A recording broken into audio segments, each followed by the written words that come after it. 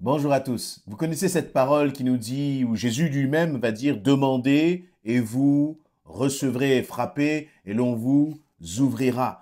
Et donc, nous pouvons développer finalement une conception de la foi qui peut parfois être erronée. Est-ce que je vais recevoir systématiquement en fonction de ce que je vais demander? Est-ce que Dieu peut-être même pourrait changer d'avis en fonction de mes prières? Et finalement, avoir un Dieu ou avoir une conception de Dieu qui serait comme une marionnette de notre propre volonté. Mais la réalité, c'est que Dieu n'est pas une marionnette. Dieu n'est pas là pour simplement faire ce que nous lui demandons de faire. C'est même le contraire. Jésus va dire que ton règne vienne, que ta volonté soit faite. Jésus, lorsqu'il est venu sur terre, son seul objectif, c'était de faire, d'accomplir la volonté du Père. Et nous aussi, je crois que ça doit être notre désir. Mais parfois, la situation est difficile. Parfois, nous traversons des moments qui sont compliqués. Et dans ces moments qui sont compliqués, nous perdons pied. Nous pouvons même être au bord de perdre la foi. Pas que nous allons remettre en question l'existence de Dieu. Mais nous ne comprenons pas parfois pourquoi les choses arrivent comme elles arrivent.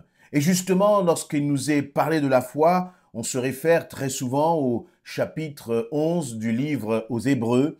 Et dans ce livre aux Hébreux, il nous est donné justement, il nous est cité là dans différents héros de la foi, des gens comme Abraham, des gens comme Moïse, comme David et bien d'autres encore, tous ces héros de la foi. Et dans la fin de ce chapitre 11, toujours sur ce sujet de la foi, il nous est dit à partir du verset 33, grâce à la foi, ils ont conquis des royaumes, exercé la justice, obtenu la réalisation de promesses. Ils ont fermé la gueule des lions. Ils ont éteint des feux violents, échappé aux tranchants de l'épée. Ils ont été remplis de force. Et j'avance un peu, mais verset 35, des femmes ont vu leur mort ressusciter pour leur être rendue. Et donc, des hommes et des femmes qui, à travers leur foi, ont vécu des exploits, des choses vraiment extraordinaires, des situations extraordinaires de la part de Dieu.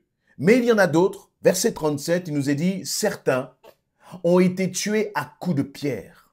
D'autres ont été torturés, sciés en deux ou mis à mort par l'épée. D'autres ont mené une vie errante, vêtus de peau de mouton ou de chèvre, dénués de tout, persécutés, maltraités, eux dont le monde n'était pas digne. C'est-à-dire qu'il y a eu des hommes et des femmes de foi.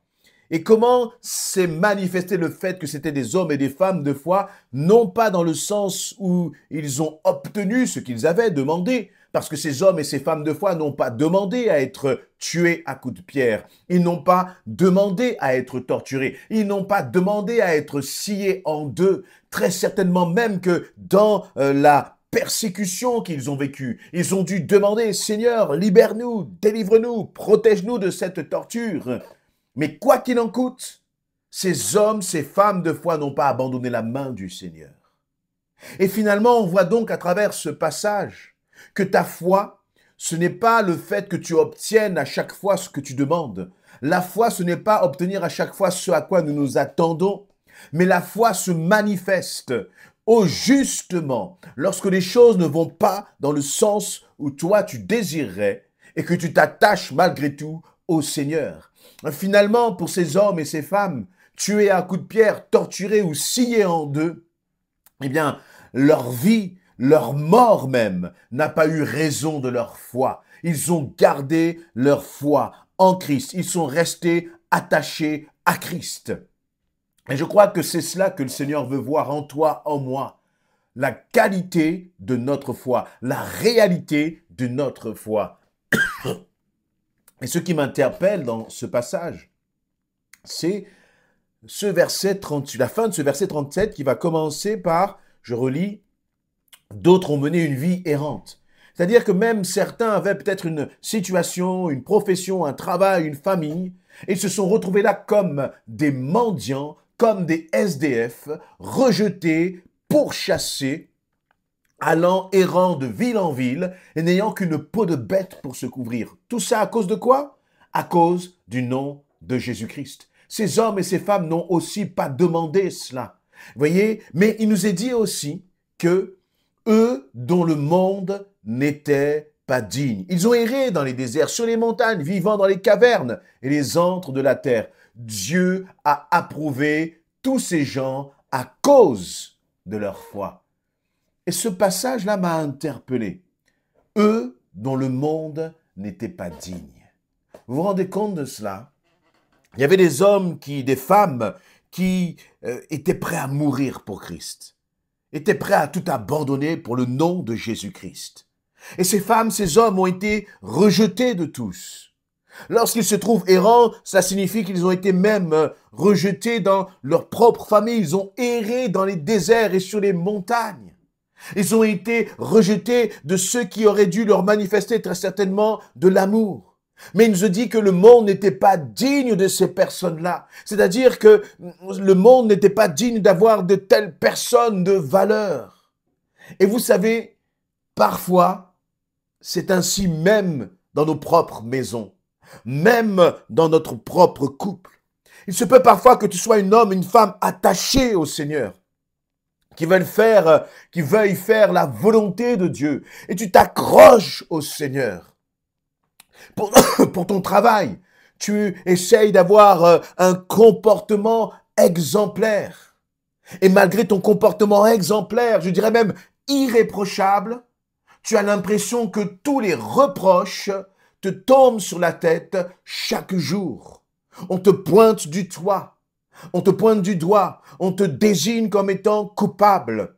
On peut porter même de fausses accusations, des calomnies à ton égard, sur ton lieu de travail, à l'école, dans ton propre couple. Cela peut être ton mari, ton épouse, ça peut être tes enfants. Les enfants peuvent parfois se retrouver même accusés à cause du nom de Christ. Et combien de fois je le vois, des jeunes qui sont accusés, qui sont méprisés à cause du nom de Christ.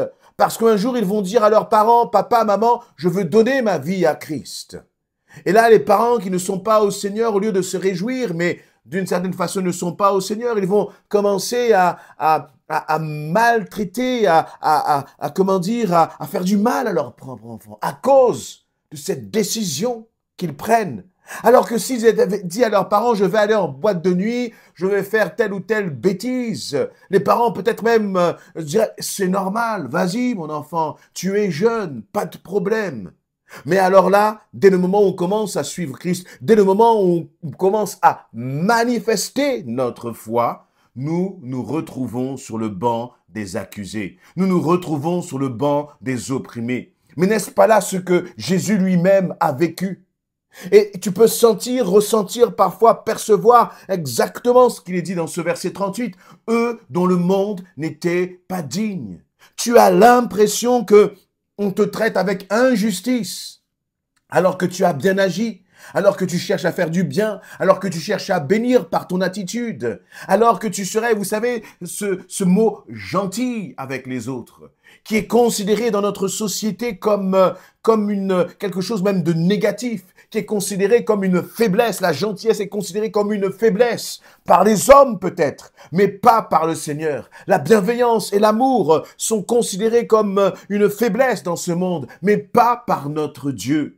Et la réalité, c'est que tu n'as pas à changer. Tu as à continuer d'être cet homme, cette femme, selon le cœur de Dieu. Ne te décourage pas. N'essaye pas de changer, de ressembler à ce monde. N'essaye pas de réagir en œil pour œil et dent pour dent. Non, continue d'agir comme le Seigneur veut que tu agisses. Parce que la réalité, c'est que le monde n'est pas digne de toi en tant qu'enfant de Dieu. Vous voyez, c'est dire que les ténèbres n'acceptent pas la lumière, c'est tout simplement cela. Et parfois nous voudrions que les ténèbres nous acceptent. Non, les ténèbres ne peuvent pas nous accepter en tant qu'enfant de Dieu, en tant qu'enfant de lumière.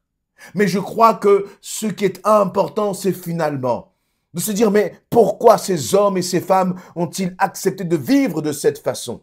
Eh bien, c'est pour le verset 39. Il nous est dit, Dieu a approuvé tous ces gens à cause de leur foi. Finalement, de qui recherchons-nous l'approbation? Tu cherches l'approbation de ton manager. Tu cherches l'approbation de ton époux, de ton épouse, de tes enfants, de ta famille, de ceux qui sont autour de toi. C'est une bonne chose. Nous ne sommes pas là pour faire la guerre aux autres. Et c'est bien, tant mieux si nous sommes approuvés. Mais nous ne devons jamais être approuvés contre l'approbation de Dieu. Ce qui compte par-dessus tout, c'est Seigneur, est-ce que toi, tu approuves mon attitude? Est-ce que toi, tu approuves ma façon de faire, ma façon d'agir, ma façon de penser? Parce que Seigneur, c'est toi que je veux honorer. Et voici l'attitude que nous devons chérir. Et il nous est même dit, à la suite de ce verset 39, Dieu a approuvé tous ces gens à cause de leur foi. Et pourtant, aucun d'eux n'a reçu ce qu'il leur avait promis. Vous vous dites, mais comment se fait-il, Seigneur? Tu dis que tu as approuvé ces gens, ils t'ont demandé quelque chose, et toi, tu ne leur as pas accordé ce qui leur était promis. Mais qu'est-ce que c'est que cette... comment dire? Il y a quelque chose qui cloche. Il y a quelque chose là, Seigneur, qui n'est pas normal. Tu les as approuvés. Et dans ton approbation, tu ne leur as pas accordé ce qu'ils demandaient? Oui. Pourquoi? Eh bien, c'est parce que sur cette terre, Dieu ne leur a pas accordé ce qu'ils avaient demandé. Mais parce que Dieu avait en réserve quelque chose d'encore plus grand pour eux. C'est que Dieu avait prévu, verset 40, quelque chose de meilleur pour nous. Il ne devait donc pas parvenir sans nous à la perfection. Et donc, l'auteur de l'épître aux Hébreux est en train de dire, ces personnes-là, ils ont souffert sur terre, ils n'ont pas obtenu ce qu'ils voulaient ici-bas sur terre, mais par contre, Dieu avait prévu quelque chose de meilleur pour eux. Et c'est à cela que nous devons nous accrocher. C'est à cela que nous devons vraiment nous attendre pleinement. Ta récompense, elle n'est pas ici-bas. Alors, il peut y avoir, bien sûr, des récompenses ici-bas. Mais la récompense ici-bas n'est pas la récompense auquel nous devons aspirer, nous, en tant qu'enfants de Dieu. Parce que ces récompenses-là, elles vont passer, elles vont partir. Tout n'est validé que poursuite du vent ici-bas. Mais la récompense céleste, c'est celle à laquelle nous devons nous accrocher. C'est celle pour laquelle Paul va dire dans le Romains chapitre 8 que rien ne va le séparer de l'amour de Jésus-Christ. Pourquoi? Parce que Paul savait quelle était la récompense véritable auquel il aspirait toute sa vie. Et dans ces moments de souffrance, dans ces moments de combat, dans ces moments d'abnégation, dans ces moments où nous sommes, finalement, nous savons que nous souffrons à cause du nom de Christ, nous devons regarder à la récompense. Nous devons regarder à l'approbation de Dieu.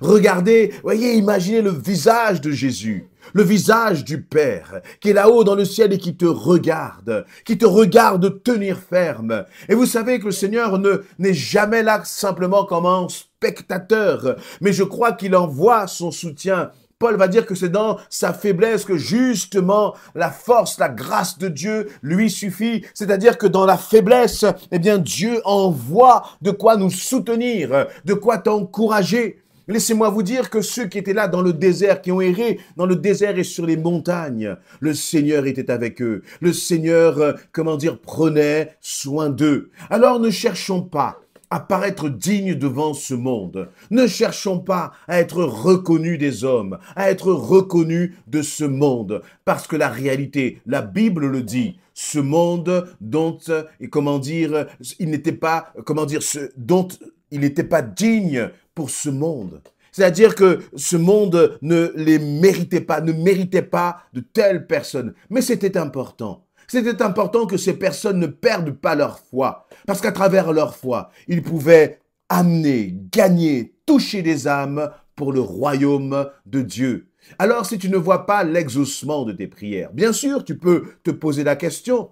Parce que la parole nous dit aussi que nous ne recevons pas parce que nous demandons mal. Mais si tu vois que tu passes par des temps difficiles, par des persécutions, peut-être que celui qui est en face de toi ne te mérite pas. Mais peu importe, toi, reste attaché au Seigneur.